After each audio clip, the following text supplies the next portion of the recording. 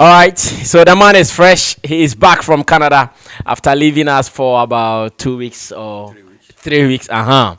He was away for about 3 weeks and he's back from Canada for good. This is the real talk here on Sammy Flex TV. And of course, he has been my radio partner for so many years. And for the first time, I have connected him in my own office where we are talking about industry related stuff and more. Thanks to K-Boy Multimedia and Digital Rasta Currency for doing the production for the real talk here on Sammy Flex TV. We have two main issues we are talking about whilst he was away. So many things happened. We'll be picking his views on them. And of course, what really sent him to Canada. An event is about to happen in Canada, and I know Sammy Flex TV is being followed by people in the USA and in Canada. So, guys, you have to get the details and be part of this event. It is called Ghana Fest Canada. Ghana Fest Canada. You'll get all the details. Mr. Logic is from Greater David Communication, and of course, Red Panther. Red Panther as well. They have a new artist on the bill. We'll be talking about that and more. Logic, welcome to the studio. Yes, I mean, thank you. It's nice to be here. I know. This is your first time on the Real Talk. Yes. I think I've been on radio, but I've not been on this show yet. So we are here to talk real. I like that. That is why it is called Real Talk. Ghana Fest Canada. What is it? Well, it's a showcase of Ghanaian culture. Exhibition showing what Ghanaians are all about. I mean, what Ghana is all about. It's just a musical show, cultural show, fashion. It's a total Ghanaian exhibition. Ghanaian cultural exhibition. So that's what it's about. And then it's supposed to happen. It was supposed to happen last month, but it has been postponed for October 26th for few technical reasons. So Ghana Fest is basically Ghanaian cultural exhibition. Is this the first time we are having Ghana Fest Canada, or we have been doing it over the years? I think this is the 8th edition. 8th edition? Yes, it has been happening for the past 8 years, but this particular edition is more loud because a lot of people have rolled in on board the committee. So I think that's the reason why this one is more loud and you are even talking about it. But it's the 8th edition. Yeah. I see. So how come for the past 8 years, almost getting closer to a decade, Ghana is not buzzing with it? It is only known in Canada.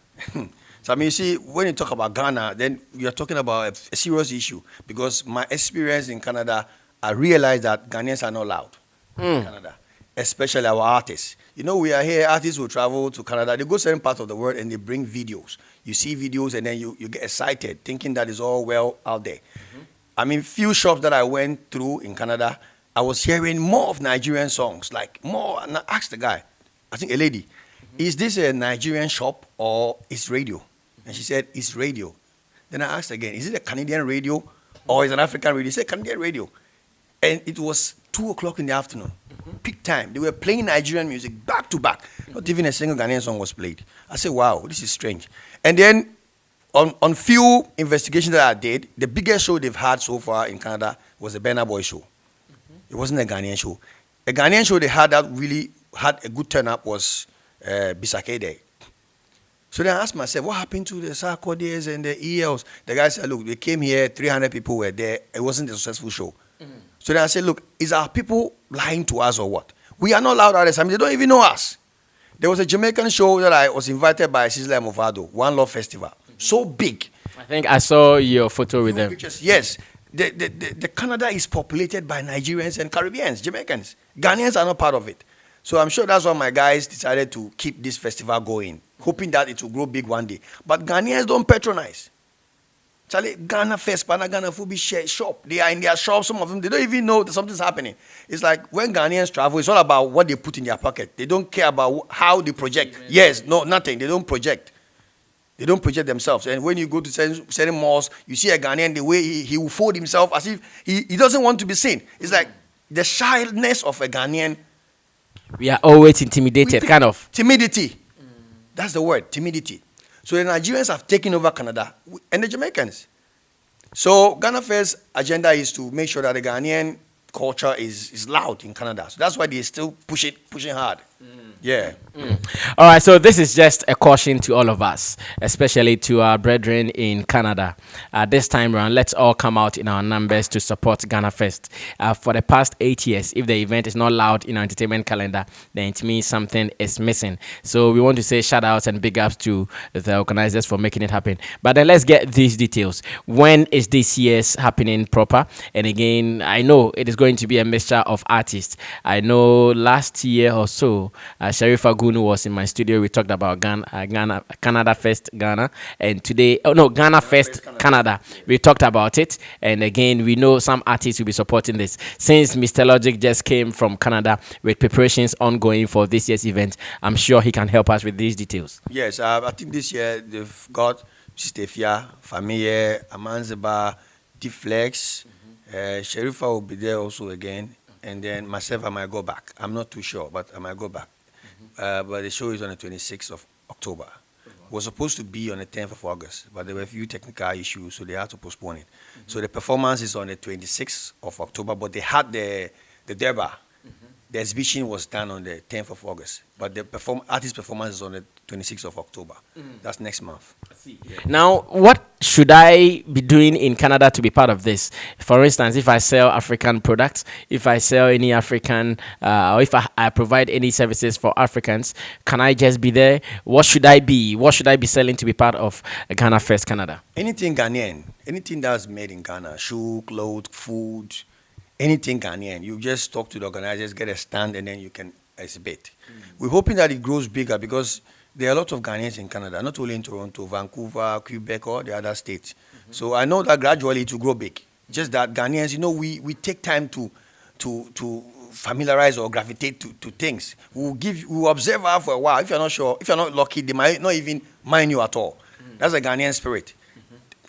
Like, this thing is... They always need time to build up. So I'm sure that's why the event is still building up. But if you were Nigerians, I'm sure by now, the whole Africa will be talking about Nigeria Fest or Niger Fest. You get me? So, like they have the One Africa Festival in Dubai. And see how big it is. Everybody want to be there. Even Ghanaian artists want to be on that stage. So why don't we also motivate our people to support our own? The thing is, we don't motivate ourselves. Based on my experience, I think Ghanaians, we don't motivate ourselves. We don't even appreciate ourselves. So that's a challenge. But surely they will overcome. They are going hard on it. See, it is still the real talk with Mr. Logic, who just came from Canada. We are getting his experience there. Now, Logic, whilst you were in town, in Canada to be specific, did you hear of Sammy Tuga Promotions? Because I know one Ghanaian promoter who is also doing something in Canada. I don't know if you heard about him. I think someone mentioned something like that to me. I heard Sammy Tuga. Someone mentioned a guy called Afro. Afro Entertainment. He was the guy that brought Bisakede. Okay. We were discussing it and said, yeah, Sammy Tuga. I was asking about the promoters here. Then he mentioned Sammy Tuga. All right, so we are not doing anything to make Canada look small. We are still fishing out the promoters to work harder there. That is why we've even found Sammy Tuga, who is also doing well in Canada. But then remember that Ghana Fest in Canada will also be happening in October. Get ready for that because we are all going to be there. Whilst Logic was away, I know one person that he respects so much is Obrafo. And over the years, he has been saying some one or two things about Obrafo when he crowned Sarkodie, that he thought it was too early. He killed his brand by crowning Sarkodie. The latest news on ZionFelix.com has it that as we all gear towards the Paimuka at 20, where Obrafo will be celebrating 20 years of his album, his first ever album, Paimuka, he called some great artists to be part of a documentary he was shooting in preparation for the concert. And the artist he crowned, that is Sarkodie himself, was absent in the documentary. As an industry stalwart, Mr. Logic raising all the big artists, including Yokin Shatawale. Let's find his opinion on this, whether he thinks it is something that he has been talking about all the time, that Obrafo made the mistake of crowning Sarkodie or what. Logic, I believe you've heard this or you've read it somewhere. Yeah, I did. I saw the news online. In fact, when I saw the news, it was a bit shocking to me. Then I said, this is what I've always been saying. Obrafo made this mistake and now it's coming at him. Now, I also saw an article from Angel saying that they didn't deliberately ignore. But that is a lie. I want to tell Angel that he is a big liar. That's a big lie. Look, you cannot tell me that Obrafour didn't prompt you guys, or he didn't even give you guys any notice about what he was going to do. He just got up and then invited you. I'm sure he gave you notice, early notice. How could you then come up with such an alibi? He should have even shut up. Because look, when Obrafour said that he called to them and they didn't show up, Angel should have just kept quiet. We shouldn't have heard from them. When I read his part of the story that they tried, look, there is nothing like trying and not being able to accomplish. Anytime you try something, you should be able to achieve. Did you achieve the try? So it was a try and error. Anytime there's a try and error, it means you didn't try. Because you tried, it didn't work. And there's no need telling me you tried. They didn't go. Because the documentary Obrafour was doing, I'm sure, was to reflect on his achievement and all those he has worked with and those he has pushed to the top. And definitely they wouldn't want to be part of it. This also brings to the point where Hammer, I would like to chip in this. Hammer. Yes, when Hammer said that Sarkodie should be studied in school, then I said this is a bread and butter opinion. It is bread and butter opinion. Yeah, such a lame opinion from Hammer. How can you even suggest that Sarkodie should be studied in school whilst Obrafour is there? The Obrafour you used to break Sarkodie even should rather not be studied, but be left in the dark and Sarkodie be studied. You see, this sort of cheap politics when industry players play. Then there was, I think the argument was going on and someone said something. I think we were somewhere. Because the opinion sounded so childish that boys started comparing age. Because, I mean, we are mature people. And, Sammy, I will not sit down here and compare you to some presenters. I know your weight. So if I make certain assertions and then you hear Logic Bar saying this, you will start to wonder if I'm okay. Because I should know I should know better. So for Hammer to say this and then Sarkodie not showing up for Obrafour's documentary, it's just a relative issue. They don't want to honor the guy. And for me, hip life has no honor. Look, forget about all that Sarkodie is saying. When Hammer said that, I said, look, Hammer, you are talking about we should study Sarkodie. On what part? Is it with his repertoire or with his achievement? Should we study how he made his money? We have richer men that we don't even study. Look at Nam1. Have you thought about Nam1? You should have told us about Nam1. We should teach Nam1 in school so that young people will learn how to make money. How much money has Sarkodie made so far? I know he's rich. That we should all learn about him.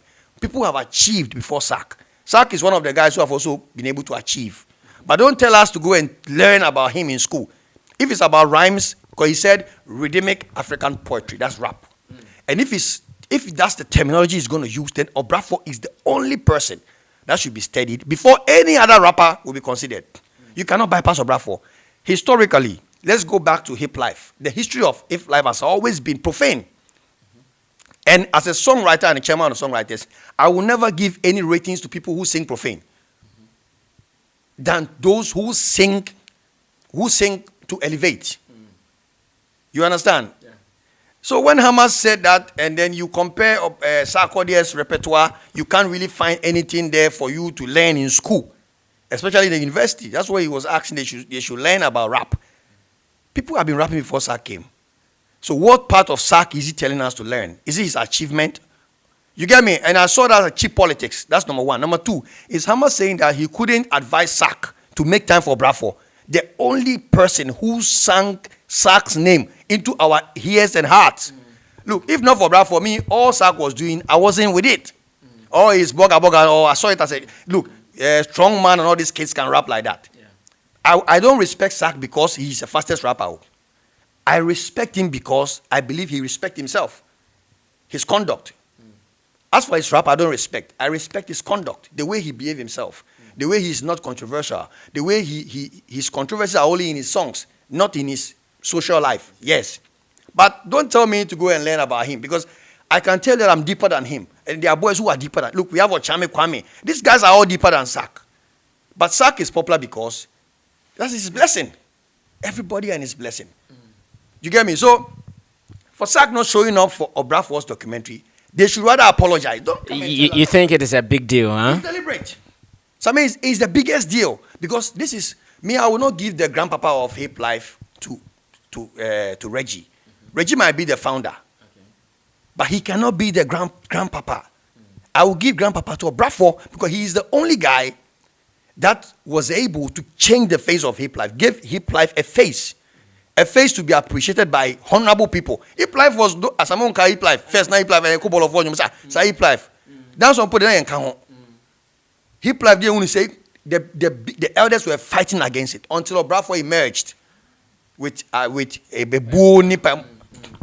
So if Obrafo is doing documentary for Paimoka, Sark, you should be honored. You should be privileged. You should feel blessed to be part of it. Show your face. Tell us your experience with Obrafo. Bless him. Because this guy has sacrificed himself for you. I don't know what happened behind the curtain, but I know that Obrafo is the guy. Go to all the songs Obrafo did with Sark. The ones that Sark featured him. Go and listen to those songs. And listen to the ones that Obrafo featured Sark. The ones that Sark featured Obrafo sounds more better than the one Obrafo featured Sark. You have to ask yourself why. Do you get me? Because Obrafo puts himself more into the song for Sark. Because he knew what he was doing. He had this visionary idea that let's build the movement. Yeah. So for me, I would say that what Angel said is lame. I mean, DJ Mensa is there. He's a friend. And I'm not going to be biased because Mensa is there. I mean, Mensa don't feed me. Do you understand? I have to be blunt with the truth. I'm sure Mensa deep in his heart, all these guys, I'm not sure they're happy. Because they know the role Obrafo has played in Sark's career. And Sark himself, if he was influenced by his management not to show up, I'm expecting him to apologize to Obrafo. Now, let me ask this. I know you have managed some artists before, including Shatawale and the rest of them. If this happened to your artist with your experience, what would you have advised the artist to do? How would you have advised the artist to approach this case? The last time that I did a show that I invited Shatta, I think some years back, that he couldn't. I mean, those times, anytime I do a show and I invite Shatta, all he says is that, you don't have to worry, I'll come. One way or the other, he will show up.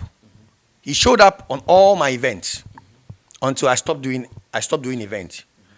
Now, if I were Angel, I will ask Sark to apologize. Rapini, Mr. Fachemi. Don't give any excuse that we don't say we tried, because I mean there is no try and error. Once you just make it happen because he's your big man. Sammy, it's like Sammy, you see, anytime you call me, whatever I'm doing, I stop and come. So you cannot tell me that you were not prompted on the date and the time. This is an alibi. Angel should apologize for what he said. That story is lame. Sark didn't try. I want to tell Bradford that, look, in as much as he wants to bounce back in his career, he is not old. Music is ageless. Some of us, we respect him too much that we will not lose our respect for him. No matter who comes. Yebuno. And we will use our mouth to glorify his works, for people to know that if we are looking for anybody to honor, we should honor Bradford first before any other person follows. So that's my take on that. And finally, I believe in November, when the concert finally happens, Sarkodie will also be there. Do you think after ignoring the documentary, they should still put him on the bill, or he should be off from everything now that he's off the documentary? Well, I think Sark should just go there and pay homage and then clean this mess that he's created with his absence. It will make a lot of sense. Then we will understand that he respects the guy, but there wasn't time. But if he doesn't show up, then we will take it as it is. I believe that he should be involved. And let's see if he will show up. But if Obrafo involve him, I'll be happy. Like I said, Sark has a good conduct. I'm sure somebody somewhere told him not to show up for the sake of pride. Or brand, but the guy himself as Sark has a good conduct. He's a humble guy, regardless. So I'm sure someone somewhere whispered something into his ears. So for me, I would say that they should involve him. They should involve him to show up and perform for the homage, for the sake of the homage, and also for the sake of his respect for Bradford. So that the kids will learn.